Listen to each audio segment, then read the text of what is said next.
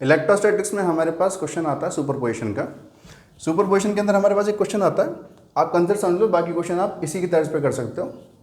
मेरे को equilateral triangle दे रखा है, वर्टिसेस पे पॉजिटिव क्यू चार्ज दे रखा है, पॉजिटिव स्मॉल क्यू, और सेंट्रॉइड पे एक स्मॉल क्यू चार्ज दे रखा है, दैट इज ऑल्सो पॉजिटिव। मुझे इसके ऊपर फोर्स निकालनी है, नेट फोर्स निकालनी है। सुपरपोजिशन प्रिंसिपल क्या कहता है, मल्टीपल फोर्सेज जब किसी पर्टिकुलर टाइम पे किसी एक पर्टिकुलर पॉइंट पे लगती हैं तो नेट फोर्स जो होता है वो सबका वेक्टर सम आ जाता है, सब फोर्सेस का। निकालते हैं बेसिकली, इसको कैसे निकालते हैं, इसको कैलकुलेशन आसान करने के लिए क्या करना है, कैपिटल क्यू को यहाँ रख लो, स्मॉल क्यू को यहाँ पे, स्मॉल क्यू को यहाँ पे, स्मॉल क्यू को यहाँ पे। ये फोर्स लगेगा इस डायरेक्शन में, ये फोर्स लगेगा इस डायरेक्शन में, इसकी वजह से फोर्स F1 है, इसकी वजह से फोर्स F2 है, और ये फोर्स इसकी वजह से F3 है। ठीक है ना। आप ट्राइंगल के अंदर मैं यहाँ बना देता हूँ, जब ये एंगल देखोगे ना तो ये 30 बनेगा, ये 30 बनेगा, ये 120, तो जाहिर सी बात है ये एंगल जो है दैट इज़ ऑल्सो 120। अब कैलकुलेशन आसान हो जाएगी।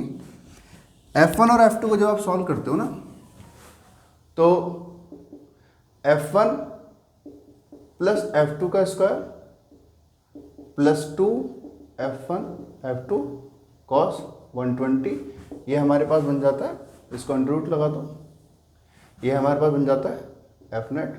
अच्छा, F1 की वैल्यू कितनी हो जाएगी, K Q capital Q upon ये डिस्टेंस जो है ना, ये डिस्टेंस इसको x मान लो, निकालने की बजाय इस डिस्टेंस को x मान लो, क्योंकि सेंट्रॉइड का डिस्टेंस वर्टिसेस से सेम होता है। ठीक है, इसकी वैल्यू x स्क्वायर हो जाएगी, F2 की वैल्यू भी K Q by x square हो जाएगी। ठीक है, सेम F3 की वैल्यू निकालोगे, F3 की भी K Q capital Q by x square हो जाएगी। अब आप देखोगे तीनों का मैग्नीट्यूड सेम है, मुझे F नेट निकालना है।